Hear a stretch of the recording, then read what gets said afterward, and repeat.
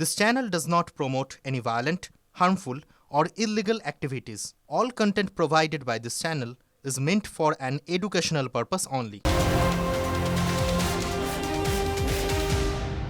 Full and final আজ আত্রের সঙ্গে আমি শুভজিৎ রয়েছি আপনাদের সঙ্গে। আর শুরুতেই এই মুহূর্তে অত্যন্ত গুরুত্বপূর্ণ একটা বিষয় নিয়েই আমরা কথা বলবো, কারণ মুখ্যমন্ত্রী অত্যন্ত গুরুত্বপূর্ণ একটা বিষয় আজকে বলেছেন। তিনি বলেছেন এসআইআর এর চূড়ান্ত তালিকা প্রকাশ করেই নির্বাচনের দিন ঘোষণা করে দেওয়া হবে। কেউ কোর্টে যাতে যেতে না পারেন সেই কারণেই এই পরিকল্পনা। কোচবিহারের সভায় চাঞ্চল্যকর এই অভিযোগ করেছেন রাজ্যের মুখ্যমন্ত্রী মমতা বন্দ্যোপাধ্যায়। শুধু তাই নয়, তিনি বিজেপি এবং কমিশনকে একযোগে বিঁধেছেন একথা বলে। শোনাবো কি বলেছেন তিনি আজকে। যদি কোনো মানুষের নাম কেটে বাতিল করা হয়, আমাদের বিএলএদের জানান, বিএলওদের জানান, দরকার হলে ডিএম অফিসেও একটা চিঠি দিয়ে আসুন, আমাদেরও দিন পার্টি অফিসে। এটা দলের মিটিং বলে বলছি, তার কারণ প্রত্যেকটা কেস আমরা টেক আপ করবো। ড্রাফট লিস্ট দেখেও মনে রাখবেন, ফাইনাল লিস্টের নামটা আছে কিনা দেখতে হবে। এদের চালাকি হচ্ছে, ফাইনাল লিস্ট তৈরি করেই তারপরের দিন ইলেকশন ডিক্লেয়ার করে দেবে, যাতে কেউ কোর্টে যেতে না পারে। কোর্টের ব্যাপারটা আমি কোর্টের ওপর ছেড়ে দিচ্ছি, কিন্তু মানুষের যাতে দুর্ভোগ না হয়, রাজনৈতিক লড়াইটা আমরা রাজনৈতিকভাবেই লড়াই করব। আপনারা শুনলেন, বিজেপি এবং কমিশনকে মমতা বন্দ্যোপাধ্যায় মঞ্চ থেকে কিন্তু একযোগে বিঁধলেন। এই মুহূর্তে আমার সঙ্গে টেলিফোন লাইনে রয়েছেন বিজেপি মুখপাত্র দেবজিৎ সরকার। দেবজিৎ বাবু, মমতা বন্দ্যোপাধ্যায় কি বলেছেন আজকে আপনাকে শোনাল, আপনারা শুনলেন, কি বলবেন, কি প্রতিক্রিয়া? এটি অদ্ভুত কথা। যুদ্ধ শুরুর আগে উনি হেরে গেলেন, এখন থেকে হারের কারণ হিসেবে রিহার্সাল দিচ্ছেন। কি কারণে উনি হারলেন? কমিশন, নির্বাচন কমিশন এসআইআর করার পরেই ভোটের দিন ঘোষণা করে আর আদালতে যেতে দেওয়ার সময় দিলেন না, হয়তো এখনো কোনো ঘোষণা হয়নি যদিও। তার জন্য ওনাদের ভোট কমে গেছে এবং ওনারা হেরেছেন। আরে বাবা, এত কথা বলার কোনো দরকার নেই। দেওয়ালে লেখা হয়ে গেছে 26-এর নির্বাচনে তৃণমূল হারছে। এই তৃণমূলের সরকার 26-এর নির্বাচনের পরে আর থাকবে না। পশ্চিমবঙ্গের জল জঙ্গল মানুষের বিরুদ্ধে যে যুদ্ধ ঘোষণা মমতা বন্দ্যোপাধ্যায়ের নেতৃত্বে তৃণমূল কংগ্রেস করেছে, তার উত্তর পশ্চিমবঙ্গের মানুষ দেবে তৃণমূল কংগ্রেসকে হারিয়ে। তৃণমূল কংগ্রেস 26-এর নির্বাচনে হারছে। ধন্যবাদ দেবজিৎ বাবু আপনার প্রতিক্রিয়ার জন্য। এবার একটু এসআর এর আরো কয়েকটি আপডেট দেবো, কারণ এসআর এর যে ফর্ম, মানে এনুমারেশন ফর্ম যেটা বলা হচ্ছে, যেটা অসংগৃহীত থেকে গেছে, তার সংখ্যাটা আবার বেড়ে গেছে। 56 লক্ষ এখন বলা হচ্ছে নির্বাচন কমিশনের দেওয়া তথ্য অনুযায়ী, যার মধ্যে মৃত ভোটারের সংখ্যা 23,98,345। স্থানান্তরিত হয়েছেন এমন ভোটার রয়েছেন প্রায় 20 লক্ষ, আর খোঁজই পাওয়া যায়নি 10,94,000-এর বেশি ভোটারের। জমা পড়ায় এনুমারেশন ফর্মের ভিত্তিতেই একথা জানিয়েছে সিইও দফতর। আর অভিযোগ হচ্ছে পশ্চিমবঙ্গ অনুপ্রবেশকারীদের একটা মুক্তাঞ্চলে পরিণত হয়ে গিয়েছে। তারা এখানেই থাকছে, এখানে কাজ করছে, আর ঠিকঠাক এসআইআর হলে বড় সংখ্যক নামই তালিকা থেকে বাদ চলে যাবে। বাদ পড়বে ভুয়ো ভোটার, অনুপ্রবেশকারী, মৃত ভোটারদের নাম। এই তোপ দেখেছেন শুভেন্দু অধিকারী। শুভেন্দু অধিকারীর এই বক্তব্য আপনাদের শোনাবো। ইলেকশন কমিশন অফিসিয়ালি যখন বলবে উত্তর দেব, কিন্তু আমি প্রথম থেকেই বলেছি গ্রাউন্ড রিয়েলিটি এটাই যে একটা বড় সংখ্যক মৃত, ডবল ট্রিপল এন্ট্রি, শিফটিং এবং অবৈধ বাংলাদেশি মুসলিম অনুপ্রবেশকারী রোহিঙ্গা এখানে ভোটার লিস্টে নাম তুলেছে, নাম রেখেছে। এই কারণে সাদ শেখ যখন গ্রেপ্তার হয় তিনি বলেন যে আমি 3বার ভোট দিয়েছি। এরকম অসংখ্য টুকরো টুকরো উদাহরণ আছে, যার মধ্য দিয়ে অবৈধ অনুপ্রবেশকারীদের মুক্তাঞ্চল পশ্চিমবঙ্গ প্রমাণিত হয়েছে। ঠিকঠাক করে এসআইআর হলে এ সংখ্যাটা কোনো সংখ্যাই নয়, অনেক বড় সংখ্যায় নাম বাদ যাওয়া উচিত, যারা ভুয়া এবং অবৈধ। আপনারা জানেন, শীতকালীন অধিবেশন শুরুর থেকেই বিরোধীদের একটা চাপ ছিল যে এসআইআর নিয়ে সংসদে আলোচনা হোক। সেই বিরোধীদের চাপেই এক প্রকার এসআইআর নিয়ে সংসদে আলোচনা শুরু হয়েছে। এসআইআর প্রক্রিয়া নিয়ে কমিশনকে কাঠগড়ায় তুলেছেন তৃণমূল সাংসদ কল্যাণ Bandyopadhyay. In the enumeration list, it is literally written names of the relatives. Relatives have not been defined under the Act. Relatives have not been defined under rule. My brother is also my relative. My wife is also my relative. My uncle is also my relative. My father-in-law is also relative. But the form app has been made in such a way, unless the parents' name are not there, they would not be treated as relatives. App will not entertain. It will reject. So the question is whether an app will decide who will be my relative. এবার শুভেন্দু অধিকারীর একটা বড় দাবি শোনায়। রাজ্য জুড়ে SC, ST, OBC এই certificate নিয়ে একটা বড় দাবি করেছেন তিনি। অনুপ্রবেশকারীদের শংসাপত্র দিতে শিবির করছে তৃণমূল সরকার।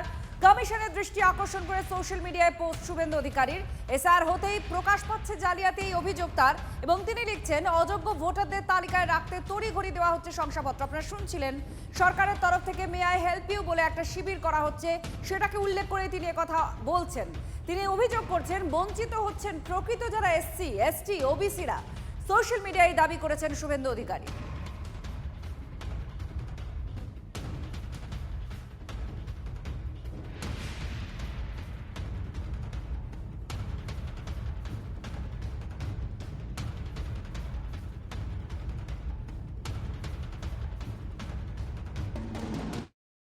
যদি ওপার বাংলার থেকে আসা পুরনো লোকদের কথাও ধরি, তারা হচ্ছে মতুয়া, নমশূদ্র।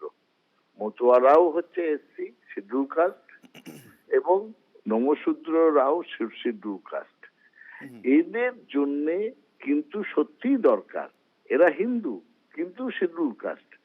আর এদেরই যে তারাবার চক্রান্ত করেছে মতুয়া, নমশূদ্র এবং অন্যান্য দলিত যারা, তাদেরকে, সেটা তো পরিষ্কার হয়ে যাচ্ছে শুভেন্দুর আজকের বক্তব্যে, যে এদের সার্টিফিকেট দেওয়া হচ্ছে। আহা, কি অপরাধ!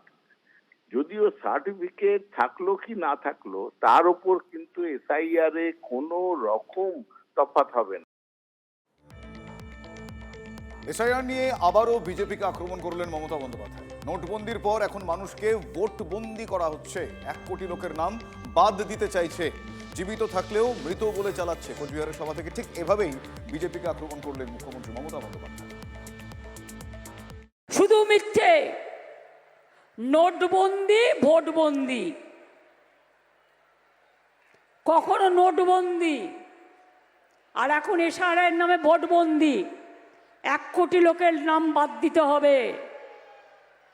মারা যায়নি, মৃত দেখানো হচ্ছে।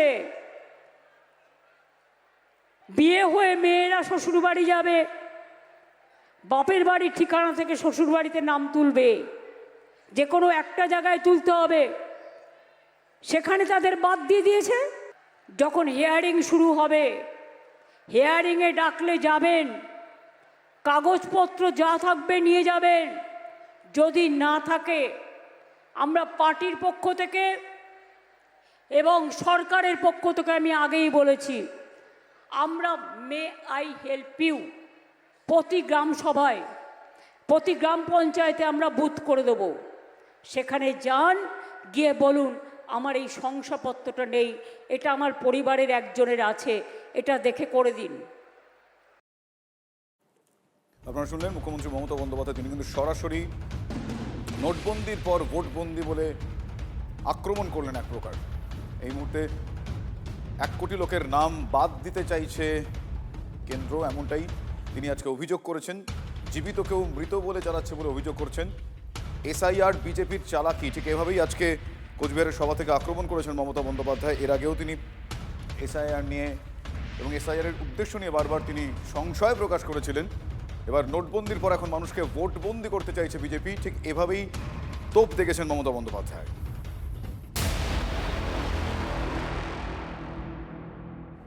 এবার শুভেন্দু অধিকারী, রাজ্যের বিরোধী দলনেতা, তার সংখ্যালঘু বার্তা নিয়ে দুটো বিষয় সামনে এসেছে, যেটাকে এক সূত্রে বাঁধার চেষ্টা করা হচ্ছে একটা কোয়েশ্চেনের মাধ্যমে। কি না, সংখ্যালঘু ভোট পাওয়ার জন্য কি স্টান্স, কৌশল বদলাচ্ছে বিজেপি। মুসলিম ভোট আর বিজেপির অবস্থান নিয়ে তার মতামতের ব্যাখ্যা দিয়েছেন শুভেন্দু অধিকারী। বিরোধী দলনেতা তিনি কি বলছেন না, মুসলিম ভোট তিনি চান না, এটা কখনো বলেননি। মুসলিম ভোট না পাওয়ার কথাই বলেছেন। ধর্ষক খুনিদের কোনো জাত ধর্ম আলাদা হতে পারে না। তৃণমূল আশ্রিত মুসলিম দুষ্কৃতীদের বিরুদ্ধে বলেছি বলে দাবি করছেন এখন শুভেন্দু অধিকারী। আর তৃণমূল স্বাভাবিকভাবেই কটাক্ষের সুযোগ পেয়েছে, তারা বলছে ঠেলায় পড়ে পাল্টি খেয়েছেন বিরোধী দলনেতা। সবসময় বলি যে বিজেপি রুল স্টেটে সব ধর্মের লোক ভালো আছে, সবাই ভালো আছে, নিজ নিজ ধর্ম পালন করছে।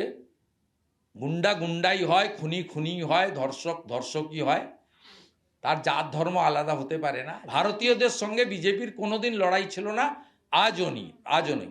আমাকে নিয়ে অনেক কথা বলেন, আমি কখনো বলিনি মুসলিমদের ভোট চাই না, আমি বলেছি পাই না। এটা ধ্রুব সত্য। 19, 21 এবং 24 তিনটে বড় নির্বাচনে যদি দেখেন বিজেপি 1% কম মুসলিমদের ভোট পেয়েছে। এর মধ্যে কোনো জিনিস নেই। আমি কঠিন বাস্তবটা বলেছি, তৃণমূলের মুসলিমদের বিরুদ্ধে বলেছি, তৃণমূলের মুসলিমদের বিরুদ্ধে। আমি সব মুসলিমদের বিরুদ্ধে বলবো। আমরা যাদের বিরুদ্ধে বলি তারা, আমার সন্দেহ আছে নামাজ পড়ে কিনা, আমার সন্দেহ আছে তারা দান ধান জাকাত করে কিনা। তার প্রকৃষ্ট উদাহরণ হচ্ছে তৃণমূল কংগ্রেসের জেলা পরিষদ মেম্বার কর্মাধ্যক্ষ শেখ শাহজাহান। ওনারা বুঝেছে, দেরিতে হলেও বুঝেছে আমার মনে হয়, যে শুধুমাত্র হিন্দু ভোট দিয়ে বাংলার মতো যেখানে 37% মুসলিম আছে, 7,66,00,000 ভোটারের মধ্যে যেখানে প্রায় 2,82,00,000 মুসলমান ভোট আছে, তাদের কিছু পার্সেন্ট ভোট না পেলে তারা যে এককভাবে হিন্দু ভোট দিয়ে ক্ষমতায় আসতে পারবে না, এটা বোধগম্য দেরিতে হলেও হয়েছে বিজেপির নেতাদের, আমার মনে হচ্ছে। শুভেন্দু অধিকারীরই একটা কথা ধার করে বলছি, খেলায় না পড়লে বিড়াল গাছে ওঠে না।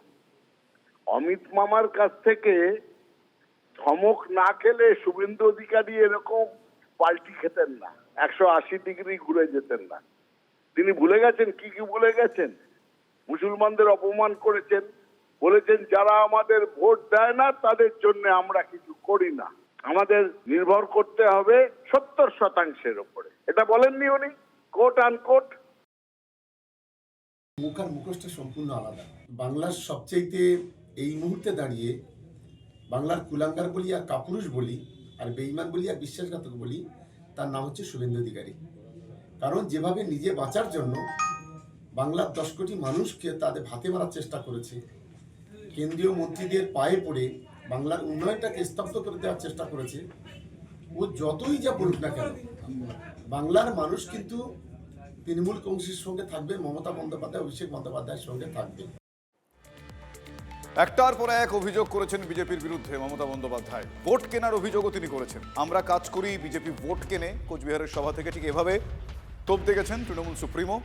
রাজ্যের পাওনা 51,000 কোটির বেশি টাকা কেন্দ্র দেয়নি, এখন টাকা লুকিয়ে রেখেছে, ভোটের সময় দেখাবে। ঠিক এভাবেই আজকে বিজেপির বিরুদ্ধে আক্রমণ শানান মমতা বন্দ্যোপাধ্যায়। বিজেপির বিরুদ্ধে টাকা দিয়ে সংখ্যালঘু ভোট ভাগেরও অভিযোগ করেছেন মমতা বন্দ্যোপাধ্যায়।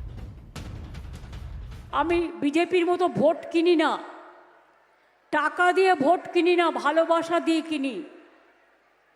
তাই মনে রাখবেন, যা দেবার আমরা আগেই দিই। ভোটের সময় নতুন করে উজালার নামে 1 মাসের নাটক, নতুন করে চা বাগান খোলার নামে নাটক, ইলেকশনের সময় সংখ্যালঘু ভোট ভাগ করবার চেষ্টা করছেন কোটি কোটি টাকা খরচ করে, আর অন্য সময় সংখ্যালঘুদের নাম বাদ দাও, শীতলকুচিতে গুলি করে মারো, ভুলে গেছেন সব। আপনারা শুনলেন কোচবিহারের সভা থেকে একটার পর এক আক্রমণ তিনি শানিয়েছেন তৃণমূল সুপ্রিমো মমতা বন্দ্যোপাধ্যায়। তিনি বলছেন যে ভোটের আগে যে পাওনা টাকা, সেই টাকা ভোটের আগে দিয়ে বিজেপি এক প্রকার চাল চালবে, নাটক বলেছেন তিনি, কোট আনকোট। শুধু তাই নয়, সংখ্যালঘু, যেই সংখ্যালঘুরা বিজেপির চক্ষুশূল, সেই সংখ্যালঘুদের নাকি ভোটের আগে ভাগ করা হচ্ছে, সেই সংখ্যালঘু ভোট ব্যাংক ভাগ করার অভিযোগ। এই মুহূর্তে আমার সঙ্গে টেলিফোন লাইনে রয়েছেন কেন্দ্রীয় শিক্ষা প্রতিমন্ত্রী সুকান্ত মজুমদার। সুকান্তবাবু, মমতা বন্দ্যোপাধ্যায় সরাসরি বিজেপির বিরুদ্ধে ভোট কেনার অভিযোগ করছে, শুধু তাই নয়, সংখ্যালঘু ভোট ভাগেরও একটা অভিযোগ করছে। কিভাবে দেখছেন আপনি মুখ্যমন্ত্রী তথা তৃণমূল সুপ্রিমোর এই অভিযোগ? দেখুন, মুখ্যমন্ত্রীর ভয় প্রমাণ করছে যে আগামী নির্বাচনে তৃণমূল কংগ্রেসের অবস্থা খারাপ এবং তারা হারতে চলেছে। কারণ এই যে মাননীয় মুখ্যমন্ত্রীর কয়েকটা ধারণা আছে, ভ্রান্ত ধারণা বলা ভালো, সংখ্যালঘু ভোট মানেই তৃণমূল কংগ্রেসের ভোট, মুখ্যমন্ত্রীর ভোট। কে বলেছে এটা?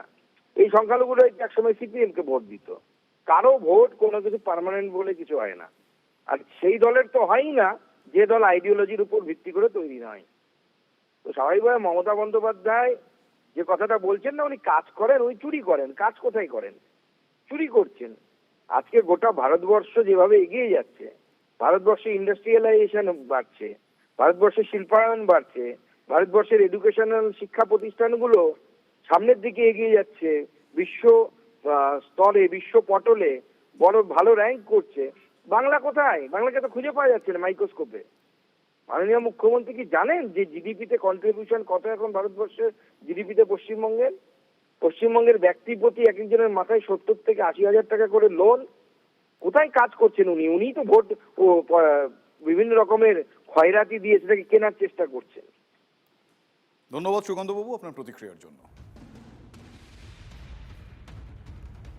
26-এ তৃণমূল বা বিজেপি সংখ্যাগরিষ্ঠতা পাবে না, এ দাবি কে করছেন? এ দাবি করছেন হুমায়ুন কবির। সরকার গড়তে তাঁর দলের সমর্থন প্রয়োজন পড়বে বলেও হুমায়ুন কবির দাবি করেছেন।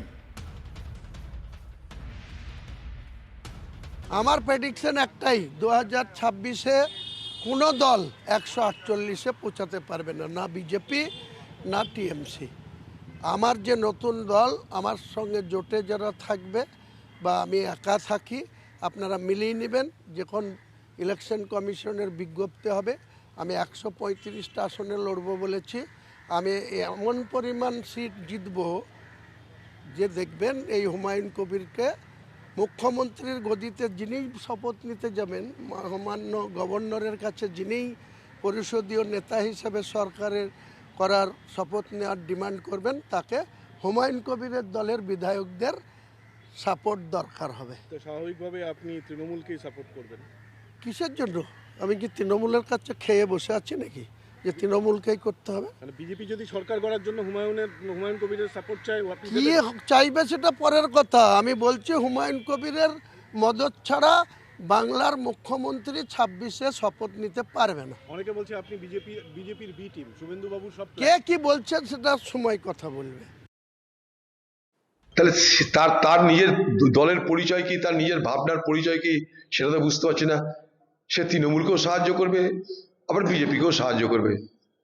তাকে যার প্রয়োজন তাকে সে সাহায্য করবে। এটা যদি তার একটা মানসিকতা হয়, তাহলে বিজেপি পার্টি খুশি হবে। তৃণমূলের কি হবে জানি না, তো বিজেপি পার্টি খুশি হবে।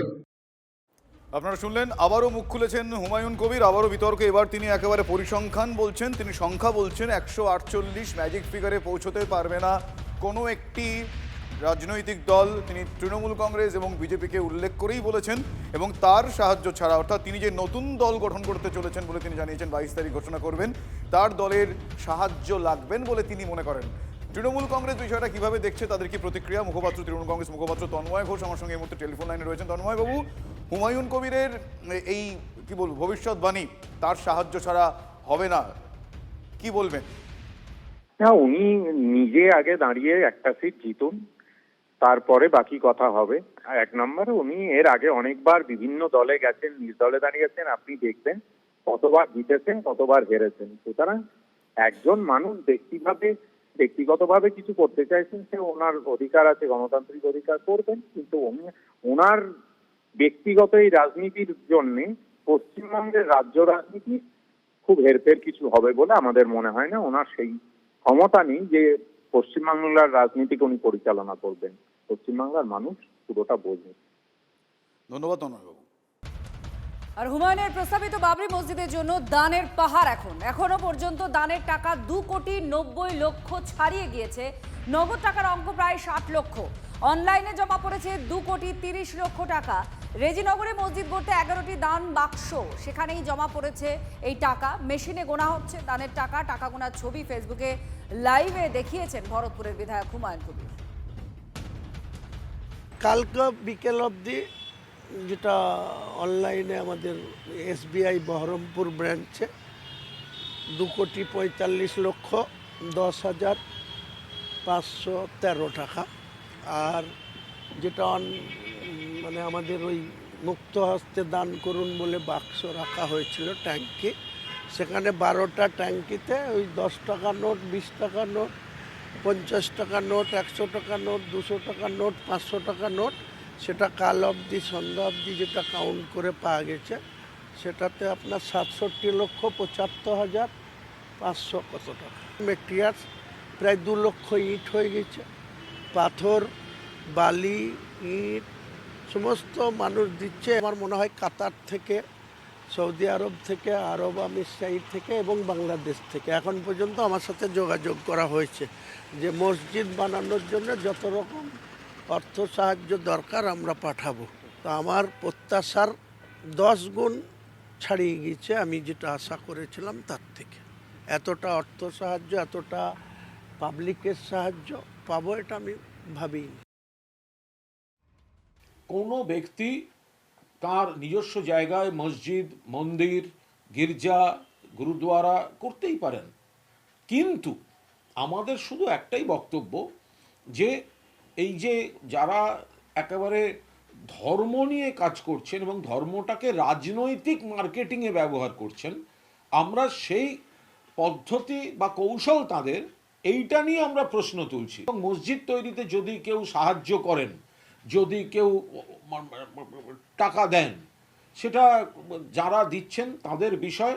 বাংলার বিএলওদের সুরক্ষা নিয়ে উদ্বেগ প্রকাশ সুপ্রিম কোর্টের। গভীর উদ্বেগের বিষয় বলে মন্তব্য করেছেন প্রধান বিচারপতি। বিএলও নিরাপত্তা সুনিশ্চিত করতে নির্দেশ দেওয়া হয়েছে। রাজ্য নিরাপত্তা দিতে শীর্ষ আদালতে এই দাবি মামলাকারীর। জ্যোতির্ময় কর্মকার আমাদের প্রতিনিধি আমাদের সঙ্গে রয়েছেন। জ্যোতির্ময়, আরও এতগুলো রাজ্যে এসআইআর হচ্ছে, কিন্তু বাংলার বিএলওদের নিয়ে এই উদ্বেগ প্রকাশ সুপ্রিম কোর্টের, ঠিক কি হলো আজকে? সুপ্রিম কোর্ট কি বলেছে? দেখো, একটি পিটিশন ফাইল করা হয়, যে পিটিশনে বলা হয় যে বাংলাতে এসআইআর প্রক্রিয়া সম্পন্ন করার জন্য কেন্দ্রীয় বাহিনী মোতায়েন করা হোক। আর ঠিক এক্ষেত্রেই জাতীয় নির্বাচন কমিশনের মতামত জানতে চাওয়া হয়। জাতীয় নির্বাচনের তরফ থেকে আইনজীবী রাকেশ দ্বিবেদী তিনি ছিলেন। তিনি বলেন যে যতক্ষণ পর্যন্ত না রাজ্য পুলিশ নির্বাচন কমিশনের ডেপুটেশনে আসছে ততক্ষণ পর্যন্ত পরিস্থিতির উন্নতি হওয়া সম্ভব নয়। আর ঠিক তখনই বিএলওদের ওপরে আক্রমণ, সেই বিষয়টি সামনে আসে। কিন্তু সুপ্রিম কোর্ট এক্ষেত্রে খুব স্পষ্টভাবে জানিয়েছে একটি কথা, যে বিএলওদের ওপর আক্রমণের ঘটনার প্রেক্ষিতে শুধুমাত্র এখনো পর্যন্ত একটি এফআইআর দায়ের হয়েছে। এর পাশাপাশি যে কথা বলা হচ্ছে সেটা সমস্তই পুরনো কথা টেনে আনা হচ্ছে। যদি দেখা যায় যে ভবিষ্যতে এই ধরনের হামলার ঘটনা আরো বাড়ে, তাহলে অবশ্যই সেক্ষেত্রে সুপ্রিম কোর্ট পদক্ষেপ করবে। কিন্তু এক্ষেত্রে আপাতভাবে রাজ্য সরকারকে নির্দেশ দেওয়া হয়েছে যে পর্যাপ্ত বাহিনী দিতে। এবং সুপ্রিম কোর্ট খুব তাৎপর্যপূর্ণ পর্যবেক্ষণ দিয়ে বলে যে কখনোই আইন শৃঙ্খলা অন্য কারো হাতে তুলে দেওয়া যায় না। আর ঠিক তখনই রাকেশ দ্বিবেদী তিনি বলেন যে যারা ইলেকশন অফিসার রয়েছেন, অর্থাৎ যারা ইসিআই এর অফিসার রয়েছেন, তাদেরকে ভয় দেখানো হচ্ছে, তাদেরকে ঘেরাও করা হচ্ছে। স্বাভাবিকভাবেই এক্ষেত্রে কেন্দ্রীয় সরকারের কি মত, বিশেষত কেন্দ্রীয় স্বরাষ্ট্র মন্ত্রকের কি মত এবং তার পাশাপাশি জাতীয় নির্বাচন কমিশন তারা কি মনে করছে সেই বিষয়টি জানতে যাওয়া হয়েছে। কিন্তু সরাসরিভাবে কেন্দ্রীয় বাহিনী মোতায়েন নিয়ে এখনই পর্যন্ত কোনো নির্দেশ দেয়নি সুপ্রিম কোর্ট। তবে অবশ্যই যেভাবে বিএলওদের উপরে হামলার ঘটনা ঘটছে বিভিন্ন জায়গাতে, তা যে অত্যন্ত উদ্বেগের তা আজকে স্পষ্ট বুঝিয়ে দিয়েছে সুপ্রিম কোর্ট। ধন্যবাদ।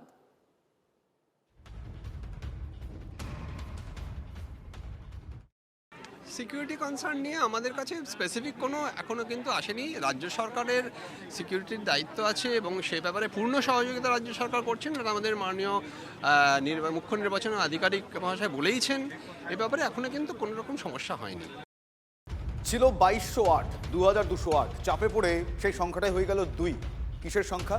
রাজ্যে মৃত্যুহীন ভোট কেন্দ্রের সংখ্যা একেবারে ম্যাজিক গতিতে নেমে আসলো চাপে পড়ার পর। 1 ডিসেম্বর মৃত্যুহীন ভোট কেন্দ্রের সংখ্যা আপনারা জানেন, আমরা জানিয়েছিলাম 2208। আজব রিপোর্টে জেলাগুলোকে তারপর চেপে ধরে নির্বাচন কমিশন, যা অসম্ভব এবং অবাস্তবও বটে। 1 সপ্তাহের মধ্যে সেই সংখ্যাটাই একেবারে ম্যাজিক গতিতে 2-এ নেমে আসলো। প্রশ্ন হচ্ছে এই রিপোর্টও কি ঠিক? এখনো কিন্তু প্রশ্ন এড়ানো যাচ্ছে না। আমার সহকর্মী শ্রাবন্তী সাহা এই মুহূর্তে। শ্রাবন্তী, 2208 থেকে এভাবে ম্যাজিক গতিতে 2-এ নেমে আসা, এটাও তো কম বিস্ময়কর বলে মনে হচ্ছে না। নিঃসন্দেহে, এবং মাত্র 2টি জেলাতে এখনো পর্যন্ত এরকম একটি সংখ্যার বুথ রয়েছে। সেখানকার বিএলওদের দাবি যে সেখানে সত্যিই মৃত্যুহীন কেউ নেই, মৃত্যুহীন সকলে রয়েছেন, ফলে আদতে সেখানে কাউকে মৃত ভোটার হিসেবে দেখানো সম্ভব হয়নি। একই সঙ্গে যেটা কমিশনের বক্তব্য যে তারা আশা করছেন এই বুথগুলো শূন্য হয়ে যাবে আগামী কয়েকদিনের মধ্যে। প্রশ্ন উঠছে যে বিএলওদের কাজ নিয়ে একাধিকবার প্রশ্ন করেছেন, বিভিন্ন রাজনৈতিক দলের পক্ষ থেকে প্রশ্ন করা হয়েছে।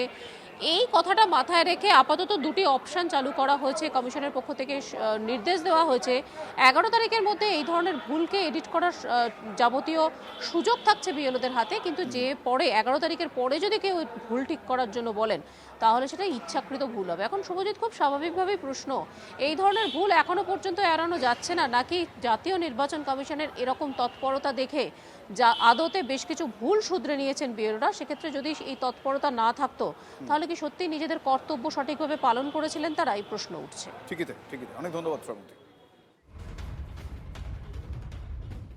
হঠাৎ করে তড়িঘড়ি করে আনপ্ল্যান্ড ওয়েতে এফআইআরটা করার চেষ্টা করা হচ্ছে। সেক্ষেত্রে অনেক সময় এটাও হয়েছে যে চাপের কারণে, মানে কাজের চাপের কারণে, পলিটিক্যাল কাজের চাপ বলি, কাজের চাপের কারণে অনেক সময়তেই হয়তো পুরো তথ্য তারা ততক্ষণে তৈরি করে উঠতে পারেন। হচ্ছে নির্বাচন কমিশন ভাবে ফাংশন করছে সেটা সম্পূর্ণ এখন তো তাদের হাতে।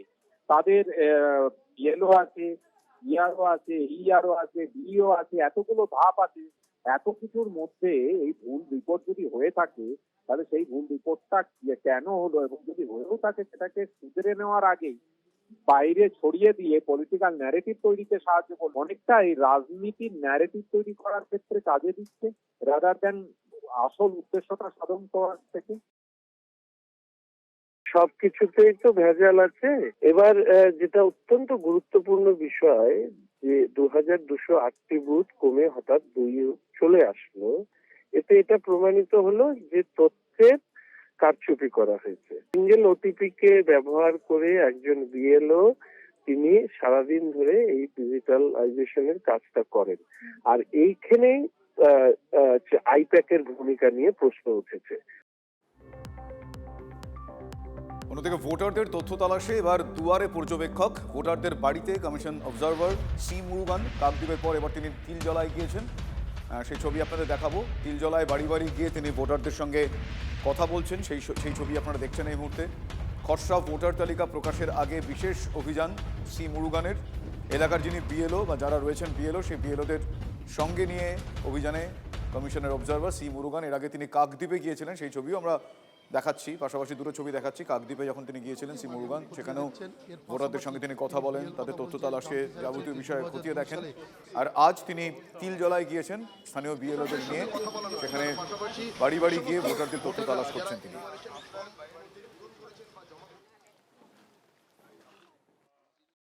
তপসিয়া ও তিলজলা এলাকাতে নির্বাচন কমিশনের বিশেষ পর্যবেক্ষক দলের যারা সদস্যরা রয়েছেন তারা একেবারে বাড়িতে বাড়িতে পৌঁছে যাচ্ছেন, এবং সেখানে গিয়ে শুধুমাত্র ভোটারদের সঙ্গে কথা বলা নয়, তার পাশাপাশি যে সমস্ত ভোটাররা যারা এনুমারেশন ফর্ম ইতিমধ্যেই পূরণ করেছেন বা জমা করেছেন তাদের যাবতীয় যা নথিপত্র রয়েছে বা তথ্য সমস্ত কিছু কিন্তু খতিয়ে দেখছেন। এবং এই মুহূর্তে আমরা যেটা দেখতে পাচ্ছি যে একেবারে নির্বাচন কমিশনের তরফ থেকে বিশেষ পর্যবেক্ষক দলের দায়িত্বে থাকা সি মুরগান তিনি সহ আরও যারা কমিশনের সদস্যরা রয়েছেন তারা বিএলওর কাজে বেশ খানিকটা অসন্তুষ্ট হন। কমিশনের বিশেষ পর্যবেক্ষক দলের সদস্যরা ফর্ম পূরণ করার ক্ষেত্রে কিন্তু বিভিন্ন জায়গাতে বেশ কিছু ভুল ত্রুটি একেবারে কমিশনের প্রতিনিধিরা হাতে নাতে তুলে ধরলেন। মৃত ভোটার রয়েছেন বা যারা এখানকার এক সময়কার ভোটার ছিলেন অন্যত্র শিফট করে গেছেন তাদের যাবতীয় নথিও কিন্তু খতিয়ে দেখা হয়। এমনকি যাদের নাম 2002-এর পরবর্তী সময়ে উঠেছে তাদের বাবা বা মায়ের নাম ভোটার তালিকা আছে কিনা এবং সেই সংক্রান্ত যাবতীয় নথিপত্র সেগুলোও কিন্তু যথাযথভাবে যাচাই করেন পর্যবেক্ষক দলের সদস্যরা, এবং এলাকার বিভিন্ন জায়গাতে তারা ঘুরে বেড়াচ্ছেন এবং সমস্ত কিছু নথিপত্র যাচাই করার কাজ চালাচ্ছেন। ক্যামেরায় সুদেবের সঙ্গে সুপ্রিয় গুহ, TV9 বাংলা। ডবল 17টা আছে, ডেট কে 73। হ্যাঁ এখানেও ডবল, মানে আপনার ওই 17খানার জন্য। হ্যাঁ ডেট 73। হ্যাঁ আর শিফটেড আছে 12টা।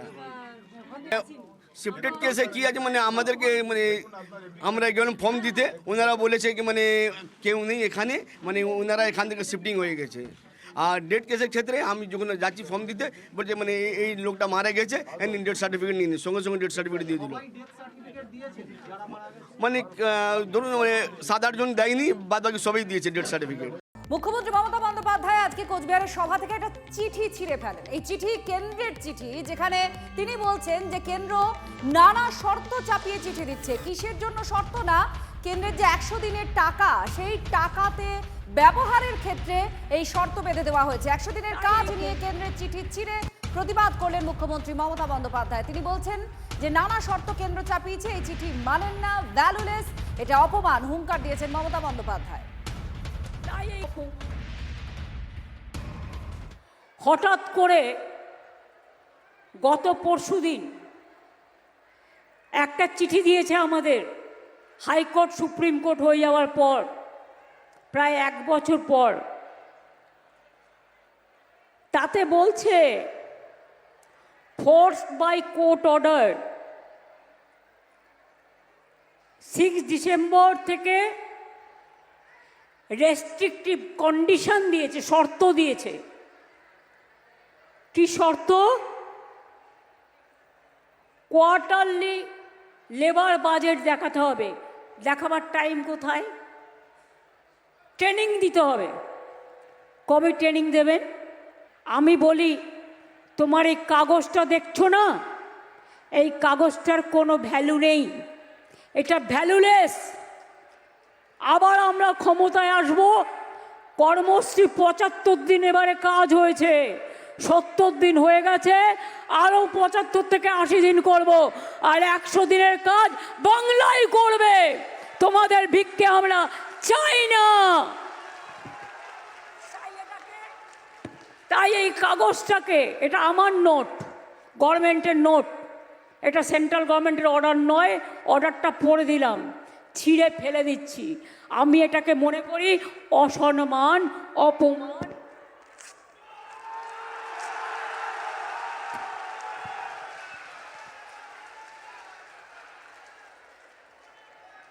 তোমাদের ভিক্ষে আমরা চাই না, আমরা নিজের পায়ে দাঁড়াতে জানি। তোমরা এখন হাঁটি হাঁটি পা পা করে যাও আর বাংলাকে ভুলে যাও। মুখ্যমন্ত্রী মমতা বন্দ্যোপাধ্যায় এর আগে বহুবার কেন্দ্রের বঞ্চনা নিয়ে অভিযোগ করেছেন যে কেন্দ্র টাকা দেয় না, নানান খাতে কেন্দ্র টাকা আটকে রেখেছে, এবং বিশেষ করে 100 দিনের এই কাজ, যেখানে গ্রামীণ অর্থনীতি জড়িয়ে রয়েছে এবং উন্নয়ন জড়িয়ে রয়েছে, সেই কাজের টাকা কেন্দ্র দিচ্ছে না, এই অভিযোগ করেছেন। তারপরে একগুচ্ছ অভিযোগের ভিত্তিতে তার জন্য দলও পাঠায় কেন্দ্রীয় সরকার এবং নানান পদক্ষেপ করা হয়। এই সংক্রান্ত মামলা কোর্টে যায়, হাইকোর্টও টাকা দেওয়ার কথা বলে, সুপ্রিম কোর্টের থেকেও একটা নির্দেশ আসে, আর তারপরে এই কেন্দ্র যে নোট রাজ্যকে পাঠিয়েছে সেটি অপমান, ভিক্ষে চায় না এই বলে ছিঁড়ে দিলেন। এসআইআর এর যে প্রথম পর্বের কাজ সেটা শেষের পথে। অবশেষে টাকা বরাদ্দ করলো রাজ্য। 81,000 বিএলওর জন্য মাত্র 61 কোটি টাকা বরাদ্দ রাজ্য সরকারের। বিএলওদের সঙ্গে অতিরিক্ত বিএলও, ইআরও, এইআরওদেরও ভাতা বরাদ্দ। প্রতি বিএলওর 21,000 পাওয়ার কথা থাকলেও বরাদ্দ মাত্র 6,000 টাকা। নামমাত্র ভাতা। ক্ষুব্ধ বিএলওরা, প্রয়োজনের তুলনায় ভাতা অত্যন্ত কম, এমনটা তারা দাবি করেছেন।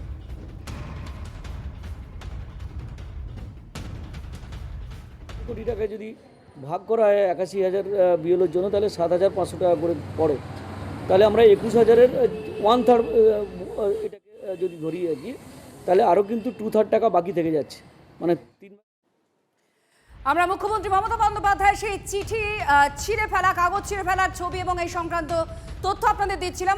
আমরা প্রতিক্রিয়া নেব। আমাদের সঙ্গে রয়েছেন সুকান্ত মজুমদার, কেন্দ্রীয় শিক্ষা প্রতিমন্ত্রী। সুকান্ত বাবু, কি বলবেন? ভিক্ষা চাই না, এই নিয়ে তিনি কাগজটা ছিঁড়ে দিয়েছেন যে কেন্দ্র অনেক শর্ত চাপিয়েছে।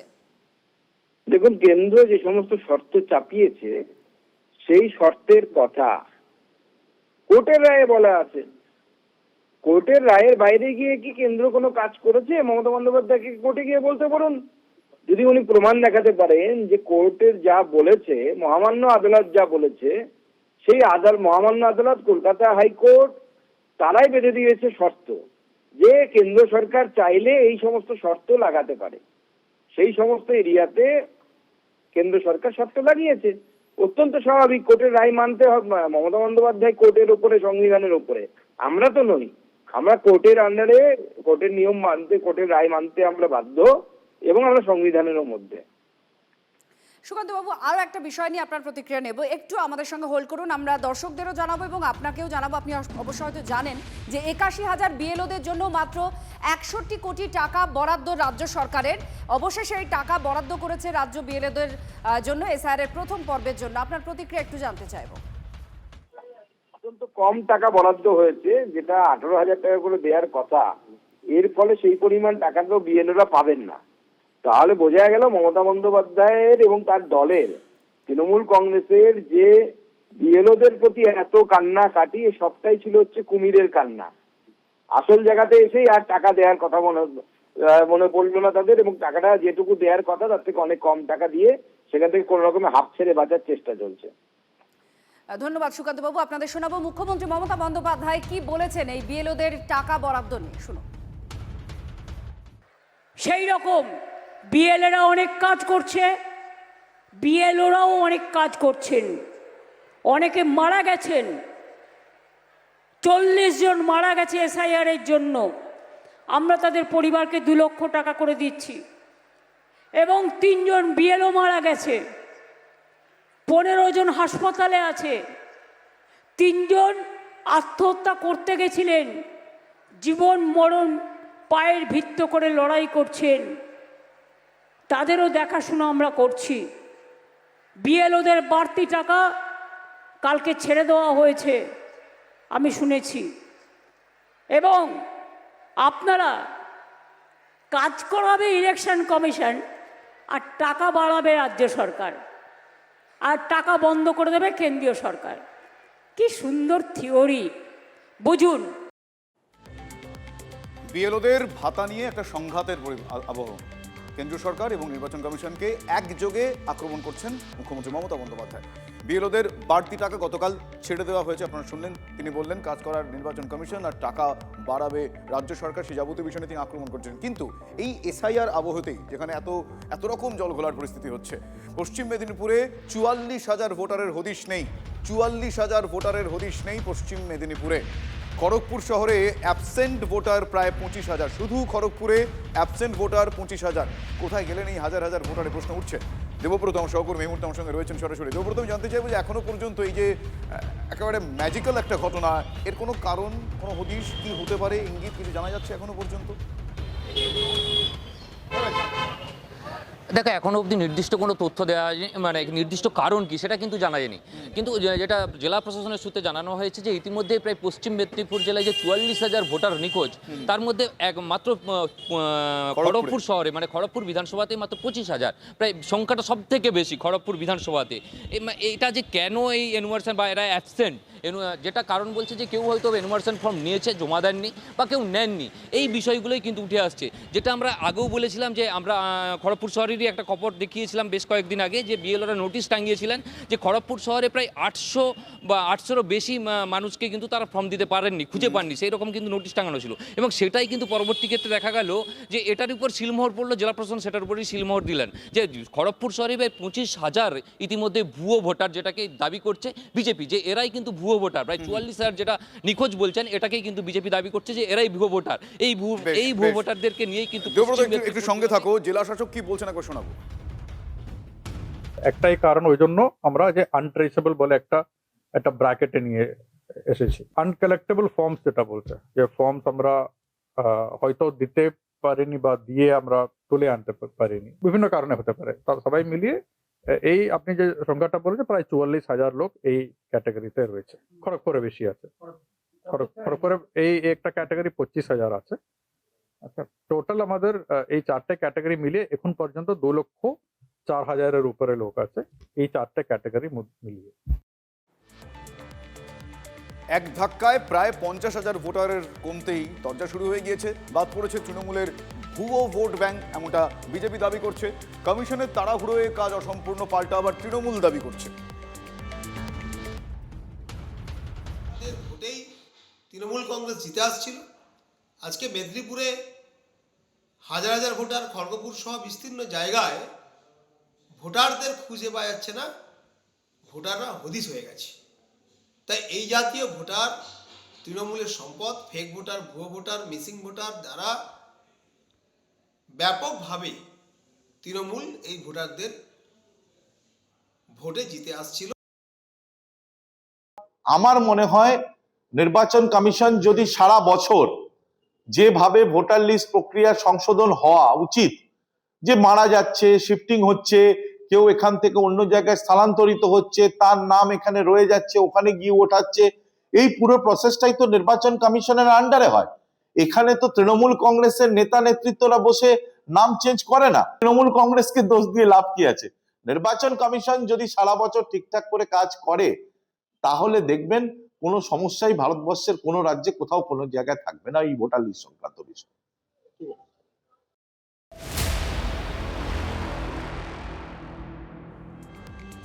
বুথের ভোটার 517, একটিও মৃত ভোটার নেই। চন্দ্রকোনা পুরসভার 148 নম্বর বুথ মৃত্যু শূন্য।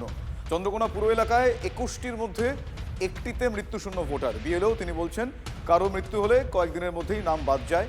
ধারাবাহিকভাবে কাজের জন্যই এই নিখুঁত ভোটার লিস্ট করা সম্ভব হয়েছে। আমি সারা বছর কাজ করি, সারা বছর মানে মারা যাওয়ার তার 15 দিন ডেথ সার্টিফিকেট পাওয়ার পরেই মোটামুটি তাকে ডিলিট করে দিই। এমনকি এই এসআই ঘোষণা 27 তারিখের আগে 25 তারিখ সেদিনেও 2টা ডিলিট হয়েছে। এই জন্য আমার বুথে কোনো ডেড ভোটার নেই, জিরো একদম। জিরো একদম।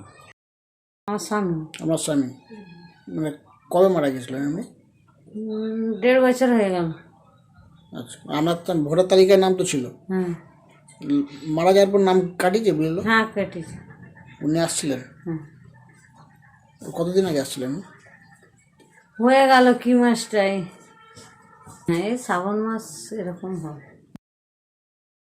মনে হচ্ছে। মানে এটা সার্ভে করে দেখলাম যেগুলো মৃত ছিল সেগুলো আগে সার্ভে নেই আর এতে, ঠিক আছে?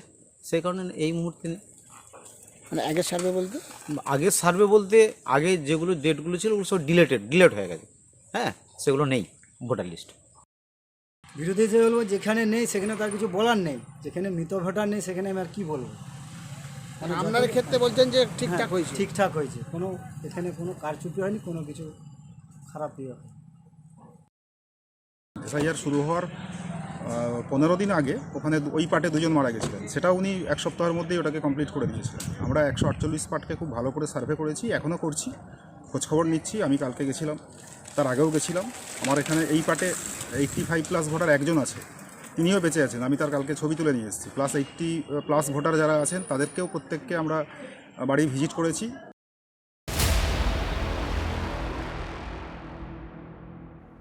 সোনাগাছিতে এসআইআর শিবির খুলেছে নির্বাচন কমিশন, কারণ যৌনকর্মীদের সমস্যা তৈরি হয়েছে আর তাদের মধ্যে একটা উদ্বেগ তৈরি হয়েছে, আর সেটার জন্যই সোনাগাছিতে নির্বাচন কমিশনের এই বিশেষ ক্যাম্প। তদারকিতে খোদ রাজ্যের মুখ্য নির্বাচনী আধিকারিক মনোজ আগরওয়াল, বিএলও, ইআরও ছাড়াও কমিশনের শীর্ষ আধিকারিকরা এই ক্যাম্প করছেন সোনাগাছিতে। ক্যাম্প হবে কলকাতার অন্যান্য যৌনপল্লীগুলোতেও। কমিশনের কাছে নিজেদের সমস্যার উদ্বেগের কথা তুলে ধরেছিলেন মহিলারা, তারপরে এই সিদ্ধান্ত। মূলত এটা হেল্প ডেস্ক, তারা কিভাবে ফর্ম ফিল আপ করবেন, এনিউমারেশন ফর্ম কিভাবে ফিল আপ হবে, ফিল আপ করতে গেলে তাদের যে লিঙ্কেজ লাগবে এই লিঙ্কেজটা তারা কিভাবে পাবেন, এবং তারপরে লিঙ্কেজ না পেলে তারা কি করবেন। অর্থাৎ পরবর্তী ক্ষেত্রে এনিউমারেশন ফর্ম ফিল আপ করার পর তারা যখন হিয়ারিংয়ে ডাক পাবেন, সেক্ষেত্রে হিয়ারিংয়ে তারা কী কী ডকুমেন্ট নিয়ে যাবেন। কমিশনের নির্দেশে 11টি ডকুমেন্ট আছে। তারপরেও যারা আছেন, যারা মাইগ্রেটেড হয়ে বিভিন্ন জায়গা থেকে এসছেন, তারা সেখানে এসআইআর হয়েছিল কবে বিভিন্ন রাজ্যে, সেই ডকুমেন্ট কী করে পাবেন। এবং সর্বশেষে কোনো ডকুমেন্ট নেই, হয়তো পরিবার ছেড়ে তারা চলে এসেছেন, তাদের ক্ষেত্রে কিভাবে তারা ফর্ম 6 ফিল আপ করবেন, এবং ফর্ম 6 ফিল আপ করার পর তাদের সেখানে যে হিয়ারিং হবে সেখানে তারা অ্যাপিয়ার হবেন, তাদেরকে কী কী জানতে চাওয়া হবে, কিভাবে তারা তাদের তথ্যগুলো দেবেন, এবং সেখানে কোয়াসি জুডিশিয়াল প্রসেসের মাধ্যমে ইলেকট্রাল রেজিস্ট্রেশন অফিসার বা এইআরও তারা একটা সিদ্ধান্ত নেবেন তাদের নাম তোলার ব্যাপারে। মূলত এই গাইডলাইনটা দেওয়ার জন্য এই হেল্প ডেস্কগুলোর আয়োজন। সোনাগাছির যৌনকর্মীদের জন্য বিশেষ ক্যাম্প, একেবারে সিইওর উপস্থিতিতে ক্যাম্প সোনাগাছিতে।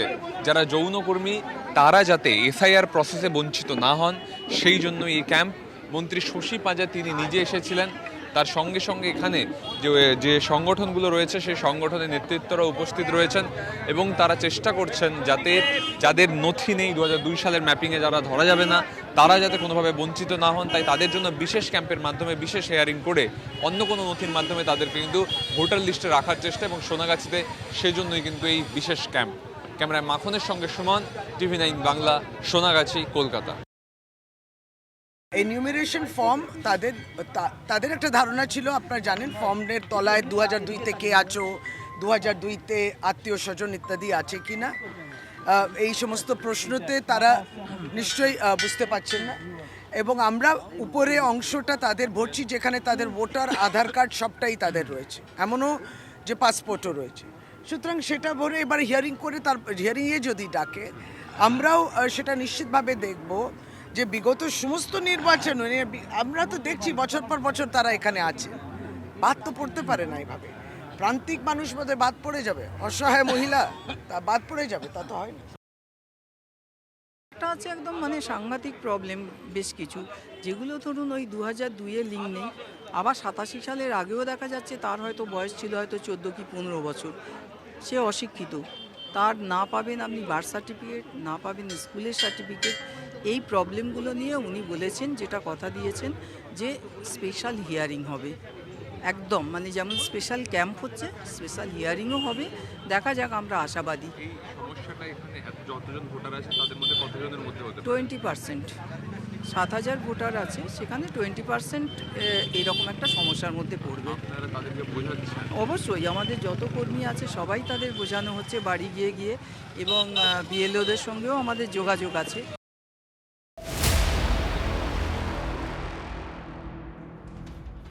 শুভেন্দু অধিকারীর বিধানসভা কেন্দ্র অর্থাৎ নন্দীগ্রামে এসআইআরের কাজ খতিয়ে দেখলেন পূর্ব মেদিনীপুরের নির্বাচন কমিশনের পর্যবেক্ষক উজ্জ্বল নীলম মিনা।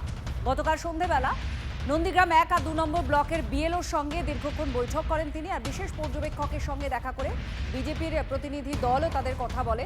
বেশ কয়েকজন বিএলওকে নিয়ে অভিযোগও জানিয়েছে বিজেপি। বিশেষ পর্যবেক্ষকের সঙ্গে দেখা করেনি তৃণমূল কংগ্রেস।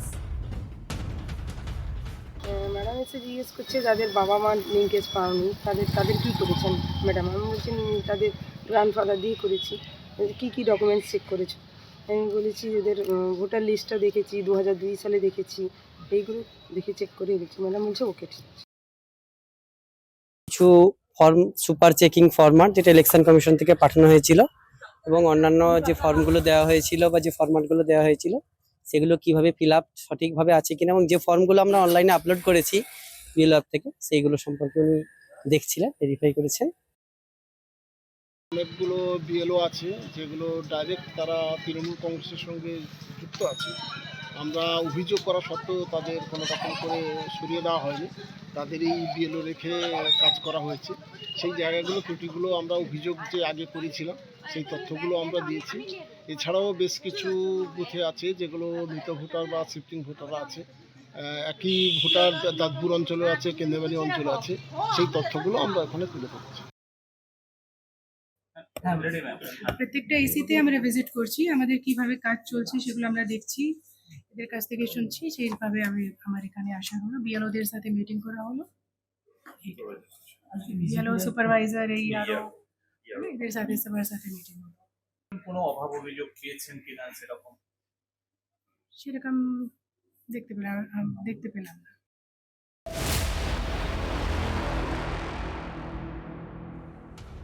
বাংলায় এসআইআর এর কাজের হাল হকিকত দেখতে আরও শক্ত হাতে হাল ধরছে নির্বাচন কমিশন।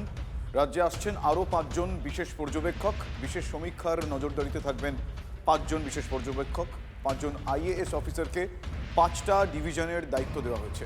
প্রেসিডেন্সি ডিভিশনের দায়িত্বে রবিকান্ত সিং, মেদিনীপুর ডিভিশনের দায়িত্বে নীরজ কুমার বনসোদ, বর্ধমান ডিভিশনের দায়িত্বে কৃষ্ণ কুমার নিরালা, মালদা ডিভিশনে অলোক তিওয়ারি, পঙ্কজ যাদব রয়েছেন জলপাইগুড়ি ডিভিশনের দায়িত্বে। এটা শুধু পশ্চিমবঙ্গে হয়নি, 20 জন জয়েন্ট সেক্রেটারি লেভেলের অফিসারকে এসআইআর যে রাজ্যে হচ্ছে পাঠানো হয়েছে। ডিএফ এবং 1 শ্রেণীর বিডিওরা, এইআরওরা তারা যে ম্যাল প্র্যাকটিসেস করেছেন, এটা সবচেয়ে বড় দুর্নীতি বলে আমার মনে হয়েছে। ইলেকশন কমিশনও প্রথমটা লাটাইতে একটু সুতো ছেড়ে দিয়েছিল, এখন গুটাচ্ছে আস্তে আস্তে। যত দিন যাবে যন্ত্রণা বাড়বে, সব বদরক্ত আস্তে আস্তে বেরোতে শুরু করবে। Wait and see, wait and see. আগামী 4 সপ্তাহ রিবোল। ভোটের মুখে ইলেকশন কমিশনকে ঘিরে যত পারো লোক পাঠাও, কোথায় কি পাওয়া যায়, কিভাবে লোকের নাম বাদ দেওয়া যায়, কিভাবে বাংলার লোককে হ্যারাস করা যায়, সেগুলো দেখো। হাল্লা চলেছে যুদ্ধে, অর্থাৎ শুনে হাল্লার রাজার হাঁকা হাঁকি, উড়ে গেল প্রাণের পাখি। ওই হাল্লার রাজা যে গুপি গাইন বাঘা বাইনে ছিল, সেই ধরনের আচরণ করছে এই জাতীয় নির্বাচন কমিশন। এদের সব মুখে বড় বড় কথা, গ্রাউন্ডে গিয়ে দেখা যাবে দিনের শেষে যে ভোটার তালিকাই ওরা তৈরি করে দেবে, সেই ভোটার তালিকা দিয়েই বিজেপিকে আমরা বান্ডিল করে হারাবো। পশ্চিমবঙ্গের এসআইআর নির্বাচন কমিশনের ল্যাবরেটরির একটা গিনিপিকে রূপান্তরিত হয়েছে। প্রথম কথা, এখানে পঞ্চায়েত নির্বাচন করতে দেওয়া হয় না, নগরপালিকা নির্বাচন করতে দেওয়া হয় না, এবং নির্বাচনের দিন ভোটারদেরকে বুথে পর্যন্ত যেতে দেওয়া হয় না, বুথে এজেন্ট বসতে দেওয়া হয় না, প্রক্সি ভোট, ছাপ্পা ভোট আরামসে চলে এখানটাই। কেন্দ্রীয় বাহিনীর ঠুটো জগন্নাথের মতো দাঁড়িয়ে থাকে। ফলে নির্বাচন কমিশন তাদের এইসব তথ্য জানা থাকা সত্ত্বেও তারা কেন এগুলোর প্রস্তুতি না নিয়ে এসআইআর করতে গেল, সেটা আমার কাছে সবথেকে বড় প্রশ্ন। তৃণমূল নেতার শ্রমিক নেতা, তৃণমূল নেতার রাজ্যসভার এমপি, সে মুর্শিদাবাদ জেলার ডিস্ট্রিক্ট ম্যাজিস্ট্রেটের কাছে তারা ডাইরেকশন চলে এসছে যে এদিক ওদিক যা দেখবে চুপ করে থাকো। আমি খুব দায়িত্ব নিয়ে বলছি কথা। ভোটার লিস্ট যে তৈরি হচ্ছে, সে ভোটার লিস্ট তৈরিতে কিন্তু ফাঁক ফোকরের কোনো অভাব আছে বলে আমি মনে করছি না। পদবি ভাঁড়িয়ে জেনারেল কাস্ট থেকে তফসিলি। কালচিনি থেকে ভোটেও দাঁড়িয়েছিলেন আলিপুরদুয়ারের চঞ্চল দাস। তফসিলি পদবি নিয়ে সুযোগ সুবিধা নিয়েছেন বলে অভিযোগ উঠছে। এসআইআরের আবহে হ্যামিল্টনগঞ্জে ব্যাপক শোরগোল পড়ে গিয়েছে। ভোটার লিস্ট অনুযায়ী 2 জায়গায় 2 পদবি এই চঞ্চলে। কোথাও তিনি দাস, কোথাও আবার নার্জিনারি। দত্তক তফসিলি পিতার পদবি তিনি নিয়েছেন, এমনটা অভিযুক্ত তিনি জানাচ্ছেন। চঞ্চলের দাবি মানতে অবশ্য তফসিলি পরিবার নারাজ। সুবিধা পাওয়ার জন্য পদবি পরিবর্তন করেছেন তিনি, এমনটা অভিযোগ করছে স্থানীয় পঞ্চায়েত। হ্যাঁ, কি নাম আপনার? চঞ্চল নার্জিনারি। বাবার নাম আপনার? দুলাল নার্জিনারি। আপনি কি এসটি? না, আমি হচ্ছি বাঙালি ঘরের ছেলে। আমাকে ওইখানে এসটি ঘরে আমাকে পেলে বড় করছে। কারা বড় করেছে? দুলাল নার্জিনারি, সবিতা নার্জিনারি। এমনি আপনার বাড়ি কোথায়? বাড়ি হচ্ছে আমার নেতাজি পল্লী। এখানেও তো একটা নাম আছে আপনার, চঞ্চল দাস। না, ওইটা আমি কোনোদিনও এটা উঠায়ও নাই, আমি জানিও না। কিভাবে উঠলো তাহলে? সেটা ওনার বিএলওর বলতে পারবে। আমি এটা নিয়ে আমি 2019 থেকে অনেকবার কমপ্লেন করেছি এবং পঞ্চায়েতকেও আমি বলেছি, তারা ওই নামটা এখন পর্যন্ত তারা কাটেনি। আপনার নাম দুলাল নার্জিনারি? আমার নাম চঞ্চল নার্জিনারি। ও, চঞ্চল নার্জিনারি। তাহলে হ্যাঁ হ্যাঁ, এখানে তো চঞ্চল দাস, আবার বাবার নামও অন্য রয়েছে, তাহলে তিনি কি আপনার? যেটা সত্য আমি সেটাই বলবো। বাবা আমার জন্মদাতা বাবা হচ্ছে সন্তোষ দাস, মা হচ্ছে কমলা দাস, কিন্তু এইখানকার ভোটের কার্ড আমার কোনোদিন আমি উঠাইনি। সন্তোষ দাস আপনার বাবা? তাহলে তাহলে আমি ছোট থেকে মানে ওইখানে যাতায়াত করতাম, করতে তারপর তারাই আমাকে অ্যাডাপ্ট করে। কেন করলো? আপনার তো বাবা ছিল, তাহলে কেন? না, আমার ওই ঘরেই আমার ভালো লেগেছে, আমি ওই ঘরে চলে গেছি। আমরা যা জানি 2019-এর আগের থেকে নাম ওর এখানে কখনো ছিল দাস, কখনো করছে চক্রবর্তী, এখন দেখি নার্জিনারি। তো ওর টাইটেল বারে বারে চেঞ্জ হচ্ছে, জানি না কীভাবে করতেছে, কী করতেছে না জানি না। যখন আমরা পাড়ার লোকরা, আমি তো ছোটোবেলাতে ওকে চিনি, তো ও বলছে নার্জিনারি এখন আছে। তো দাস যখন আমাদের পাড়ার লোককে জিজ্ঞেস করতে হবে, প্রত্যেক পাড়ার লোক একই বলবে যে ও চঞ্চল দাসের ছেলে। এখন বলছি অ্যাডপ্ট কখন করে? যখন ওর মা বাবা যদি না থাকে, বাড়িতে মা আছে, তখন যখন ওর নাম ছিল তখন ওর বাবা ছিল। তো অ্যাডপ্টটা কীভাবে হলো সেটা আমি জানি না। আসল কথা, আপনার নার্জিনারি বলছে, নার্জিনারির বাড়ি কেউ চেনে না ওনাকে, তো নার্জিনারি ইউজ করছে কীভাবে সেটাও জানি না। অভিযোগটা হচ্ছে যে শুনতে পেয়েছি যে আমার জেঠুর নামে নিজেকে মানে সে নিজের বাপ বলে পরিচয় দিয়ে সে ভোটার কার্ড বানিয়েছে, অথচ সে আমার জেঠুর ছেলে না। আর আমি ভোটার লিস্টও নিয়ে এসেছি, আর আমি এখানে এসে অবাক হয়ে গেলাম। ও দুটো ভোটার লিস্টে, একটা হচ্ছে যে সুভাষ পল্লী, নেতাজি পল্লী, পার্ট নাম্বার হচ্ছে 230, ওর এখানে নাম দেখছি চঞ্চল দাস। আর মেন্দাবাড়ি জিপির আমাদের পার্ট নাম্বার 201, সেখানে দেখছি দুলাল নার্জিনারি, আর দুলাল নার্জিনারি হচ্ছে আমার জেঠু। আর আমরা জানিই না যে চঞ্চল সরকার কে। নার্জিনারি? হ্যাঁ, যখন বিএলআর এসছে তখন আমরা অবাক হয়ে গেছি। এই আপনাদের পার্টে চঞ্চল দাস বলে একজন আছে, তার আসল পরিচয় কি? অনেক জায়গায় তো চঞ্চল নার্জিনারিও রয়েছে তার নাম। না, চঞ্চল নার্জিনারি তো না, চঞ্চল দাস। এটা তো আমাদের পাড়াতেই বাড়ি চঞ্চল দাসের। তা ও তো চঞ্চল দাস নামেই আমরা সবাই চিনি ছোটোর থেকে, আর আমরা তো এখানেই ছোটোর থেকে বড় হলাম। ওর বাড়িও এখানে, ও থাকেও এখানে, ওর চঞ্চল দাস নামেই পরিচিত। ও যেটা অভিযোগ করছে যে চঞ্চল দাস সেই নামটা ও ওঠায়নি, এটা নিয়ে পঞ্চায়েত প্রধানকে ও বলার পরও নামটা কাটছে না, কি বলবেন? না না না না, এখানেই যেহেতু থাকে, এখানেই ওর বাড়ি, ওর পরিবার এখানে, তো কাটেনি, এটা ভুল কথা। ওর নামটা তো ওই তুলেছে চঞ্চল দাস। আর আমরা জানি কিছু গন্ডগোল আছে, ও পরবর্তীতে আমরা শুনতে পেরেছি বা নিউজেও দেখেছি যে ও নার্জিনারি করেছে। এর জন্য কিন্তু আমরা এসআইআর এর ফর্মটা ওর ফিল আপ করিনি। ওটা ফর্ম ফিল আপ হয়নি? না না, এসআইআর এর ফর্ম ফিল আপ হয়নি। যে যারা অবৈধভাবে নিজের মানে এভাবে বাবা চুরি করে বাইরে থেকে আসে, অন্য জায়গাতে এরকম করে ভোট কার্ড বানাচ্ছে, মানে টাকার বিনিময়ে অনেক এরকম ধরনের কেস এসেছে।